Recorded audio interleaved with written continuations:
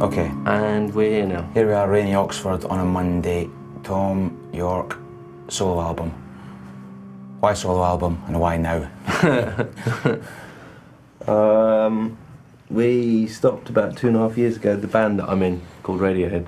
Why did we stop? It was getting boring. It just got a bit weird and sort of self-perpetuating thing. And one of the things that I had wanted to do for ages was get stuck into a bunch of things that I've been mucking around with which didn't fit. You said the word solo album gave you the heebie-jeebies. What is it about that you're not comfortable with? If it was a solo album, that would sort of it would demand that that I'd walked away from the Radiohead thing, which I basically hadn't. And half the reason for doing it was because it's something I'd wanted to do for ages. When I talked to the others about it, they're like, "Oh, yeah, please go and get on with it." You could sort of call it a side project. That would make more sense. But a side project demands that it wasn't. It was just a doodle, but it wasn't. I mean, I really went for it with Nigel. I mean, it was a proper thing. We were trying our best. I have this vision of you working away at home, just in a little music room or the shed, on a laptop with your acoustic guitar and nothing else. Was it that minimal and therefore that freeing? Well, the initial ideas, like the initial sort of sketches for things were kind of like that, yeah. I have a little tiny cupboard, basically, in my house, which you really couldn't call a studio, with all my stuff in, and I would just sort of go in there whenever, or when we were on the road, I would be doing stuff on the laptop. So when and where did you record? I recorded by the sea in the summertime, which was nice. And then recorded in, Nigel has a studio in London with a cocktail bar right next to it. That was nice. And we did a lot of work in the Radiohead studio as well. Was it initially a bit disorientating, not having the 4 other guys there? It was, like there was initial sessions before Nigel got there where I was like just working out how to make the computers work. All I had was the technology, and only half of it was working. So it was quite a, there's definitely a few weeks of what am I doing, And then once actually I sat down with Nigel, went through the basic ideas, it was like, oh, well, hang on, there is something here. And it was actually really exciting because it went from being, doodles to, oh right, a couple of accidents that make you think, well, this is something that people might actually get. Is there any sort of feeling that you were getting something out of your system? Oh yeah, I mean, it was a real relief to have done it, and it. I mean, one of the biggest problems, not just for me, but for everybody, is at the end of the Hail to the Thief thing, we completely lost all our confidence. I mean, it was a weird experience and a weird feeling and not deeply unpleasant to, basically we'll go home and forget about everything we'd done, having lost all confidence in it. Only we could do that. Who or what is the Eraser?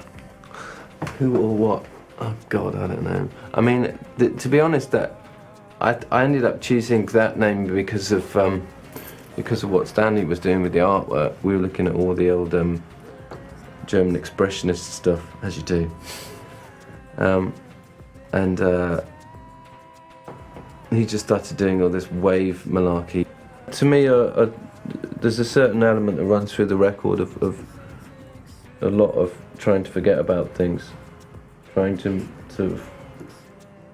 put it out of your mind and not being able to. So that was the extent of it, really. Mm-hmm. Is there an environmental theme to the record? Yeah, I couldn't help that. I mean, I didn't want to hammer it over the head, but one of the other formative things that was happening at the time was I was getting more heavily involved with Friends of the Earth, and the initial IPCC report came out, which is International Panel on Climate Change, And it had all these graphs that all just go like that, with global temperatures and so on and so on. And I was looking at that. I'm trying not to look at it actually. And that had a huge effect on me, obviously. So when does the kind of earliest song on the Eraser date from? You could argue that the earliest song on the Eraser is the first song on the Eraser, and the piano part in that, the crunchy sort of chords, was me secretly taping. Well, was it secret or not? I don't know if he remembers me actually putting the dictaphone on top of the piano while he did it. He said, "I've got these chords, I don't know what to do with them." Does Johnny? Yeah. He says, well, I mean, he had kind of an idea what to do with them, but I chose to do something completely different with them and not tell him, not own up for about a year. I was like, oh, Johnny, those chords. Should we talk about some of the individual songs now, maybe? If you want. Put them on. Let's continue the environmental thing. What's maybe the most explicit song to your mind about those concerns? I would say The Clock. The Clock? Actually. Okay. It's the third one. Yeah, time is running out for us. Coins in the wishing well. You make believe you're still in charge. Yes. I mean, it's like it's sort of a disco tune, but I can't really actually hear what I'm saying. Do you want to put it down there? I mean, that was born out of the anger of watching, you know, heads of state around the globe saying, Yes, we really must do something about this. meanwhile, Here are the latest growth figures. and no one actually grappling with the wider questions. Everyone just sort of shuffling little bits of paper around on the table going, Yeah, we really need to do something about this. just change the time and no one will know it's happening. The most frightening thing I find about what's going on at the moment is that no one is really engaging with the fact that we can't have endless growth. We can't endlessly consume as human beings. This is no longer like, you know, smelly hippies talking. Anybody who's got time to think about it should be thinking to themselves, well, hang on a minute, there's something fundamentally flawed in the way that we're proceeding. Most of us are still labouring under the illusion this is all going to happen in a couple of 100 years, and it's not. We're talking about 50 years. The most sort of fundamental bit of that tune for me is the idea of a million engines in neutral. You know, if you sit in a Tokyo traffic jam, you can't help thinking that perhaps this isn't the best way to proceed. You know, and it was, I mean, it was written, the initial musical ideas were written in a sleepless night in New York, where it absolutely chucked down rain, you know, the size of tennis balls all night long, and just listening to that sound all night long with my laptop and not being able to sleep, it sort of came from really. Atoms for Peace.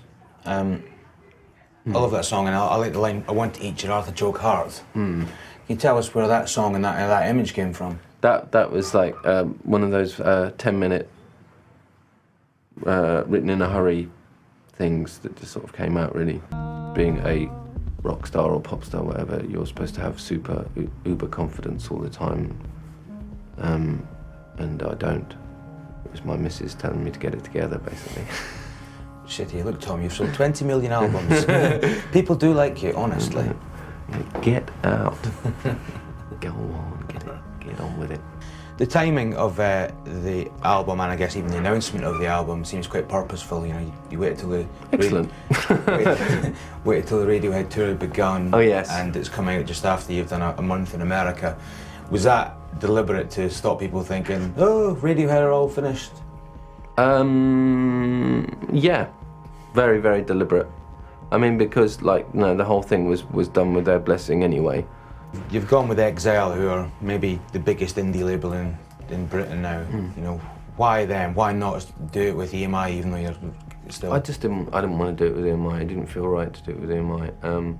It was, you know, it was done with the doors shut, and it was done sort of, how does Nigel put it? Without anybody watching, basically, and it was done in a different context, and it felt like it should be put out in a different context as well. Did you or have you considered doing any solo shows? I may get my arm twisted, but I have no idea how I'm going to do it yet. If I get the band to do it, that would be great. That would really mash your head up, wouldn't it? Hang on a minute. Well, just finally then, you know, you've seemed to have gone through a crisis of confidence, albeit I don't know how, how briefly or otherwise. You know, given that there seems to be a wealth of new material coming out of you, both solo and with the band as well, how would you characterise your creative state or emotional state right now, this summer? Better. Better.